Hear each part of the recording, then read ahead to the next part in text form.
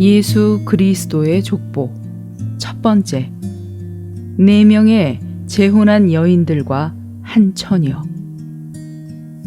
유대인의 관례에 따르면 족보를 기록하는 사람은 결코 여자의 이름을 기록하지 않았으며 단지 남자의 이름만을 기록했습니다. 그러나 마태복음 1장에 이 간단한 족보 안에 5명의 여인들이 언급되었습니다. 이 5 여인들은 4 손가락들처럼 넷이 한 무리이며 다른 하나는 홀로 있습니다. 이 5 여인들 중에서 4은 재혼했으며 4 중 하나는 창녀였습니다. 이 신성한 기록은 사라나 리브가 같은 좋은 사람들을 언급하지 않고 나쁜 사람들을 언급한 것 같습니다. 다윗은 우리야의 아내에게서 솔로몬을 낳고, 이 기록은 심지어 그녀의 이름을 기록하지 않고 단지 그녀가 어떤 종류의 사람이었는가를 상기시키기 위해 그녀의 역사만을 말해줍니다. 당신은 다말의 역사를 압니까? 그녀는 유다의 며느리였습니다.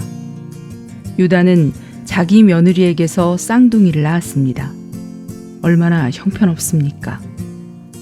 2 번째 여인의 이름은 라합으로서 여리고의 창녀이며 3 번째는 룻으로서 모압인이었습니다. 모압인은 10대까지 주님의 회중에 들어가는 것이 허락되지 않았습니다. 모압인은 롯이 자기 딸에게서 난 모압의 후예들입니다. 4 번째 여인은 바세바로서 다윗이 살해한 우리아라는 이름의 가나안인의 아내였습니다. 다윗은 그녀를 자기 아내로 취하였으며 그녀에게서 솔로몬을 낳았습니다. 왜 이 간단한 기록에서 이 모든 여인들을 언급합니까? 이는 그들이 우리의 대표이기 때문입니다. 당신이 이 여인들보다 매우 깨끗하다고 생각하지 마십시오. 당신 자신의 근원을 추적해 보십시오. 그러면 당신은 당신의 할아버지, 당신의 아버지, 당신이 어떠한 방법으로 누구에게서 태어났는가를 발견하게 될 것입니다. 우리는 더할 것입니다. 그러나 가장 나쁜 사람들이 그리스도의 혈통에 포함되었습니다. 주님을 찬양합시다. 그분은 참으로 죄인들의 구주이십니다. 4이라는 수는 온 인류를 포함한 모든 피조물을 상징합니다. 인간은 더러우며 누구도 깨끗하지 않습니다. 그러나 주님께 감사합시다. 우리는 모두 그리스도와 연관되어 있습니다. 우리는 그리스도의 혈통의 일부입니다. 만일 성경 안에 그리스도에 대한 전기들이 없고 우리가 그분의 전기를 썼다면 우리는 감히 이러한 방법으로 쓰려 하지 않았을 것입니다. 우리는 이 모든 불순한 할머니들을 숨겼을 것이며 사라와 리브가 같은 좋은 할머니들의 이름만 기록했을 것입니다. 그러나 성령은 사라와 리브가 또는 모든 좋은 사람들은 언급하지 않았지만 의도적으로 이 불순한 사람들은 포함했습니다. 우리는 순수하지 않습니다. 그렇지만 그리스도의 혈통은 좋은 사람들과 나쁜 사람들 모두를 포함합니다. 사실상 좋은 사람들보다 나쁜 사람들을 더 많이 포함합니다. 4명의 재혼한 여인들 외에 한 처녀가 두드러지는데 곧 예수님의 모친 마리아입니다. 마리아는 좋고 순수하고 깨끗했습니다. 이것은 이 책에 언급된 모든 사람의 혈통이 예수님을 제외하고는 죄인임을 가리킵니다. 예수님을 제외한 모든 사람은 깨끗하지 않습니다.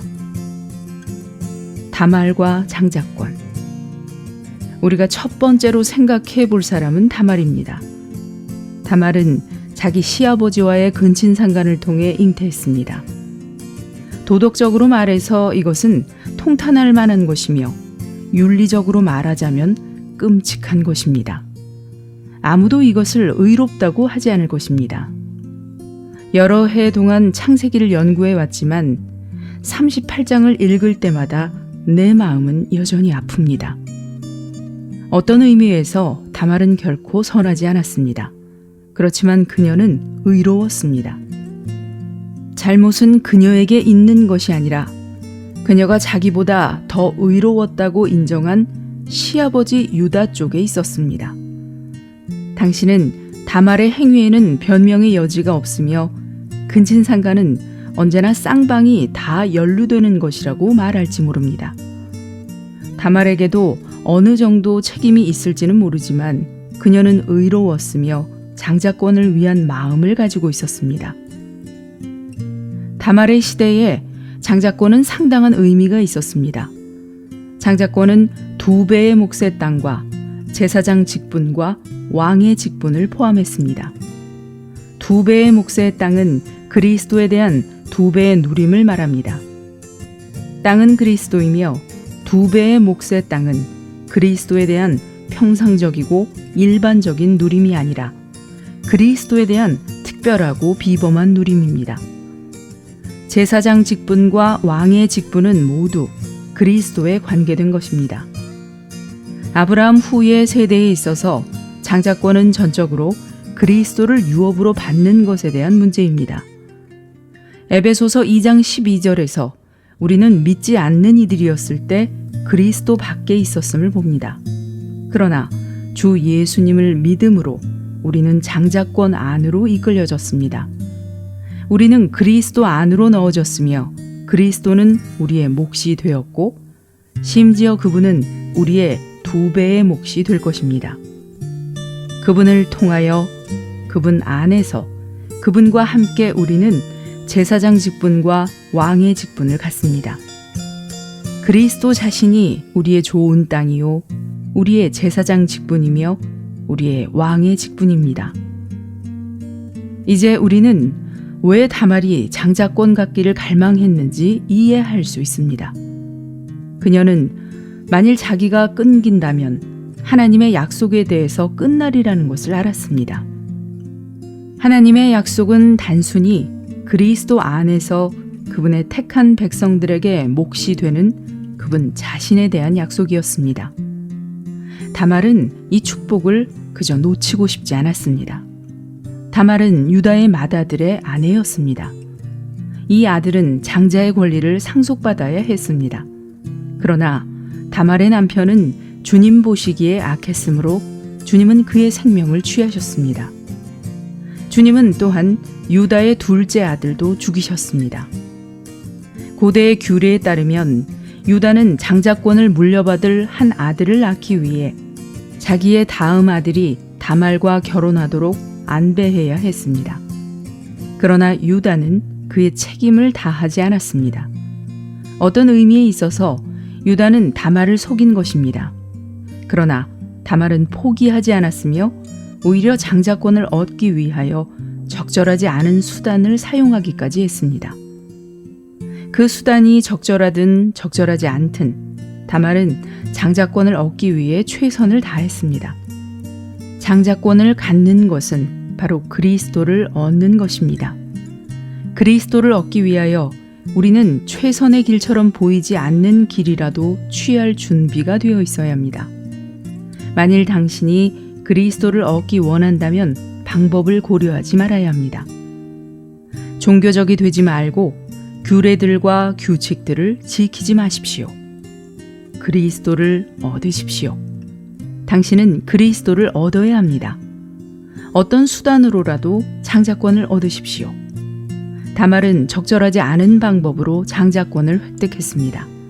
그러나 성경의 신성한 기록 안에서 다말의 이름은 나쁜 이름이 아닙니다. 룻기 4장 12절은 이 이름이 신성함을 가리킵니다. 다말이 유다에게 낳아준 베레스의 집안과 같이 되기를 바랍니다. 오늘날 우리에게 있어서 이것의 중요한 의미는 만일 우리가 그리스도를 주의하고 그분을 추구한다면 우리가 참으로 그분을 얻을 수 있는 길은 어떤 것이든 바른 길이라는 것입니다. 이 오디오 메시지는 한국복음서원에서 출간한 마태복음 라이프 스터디 내용입니다.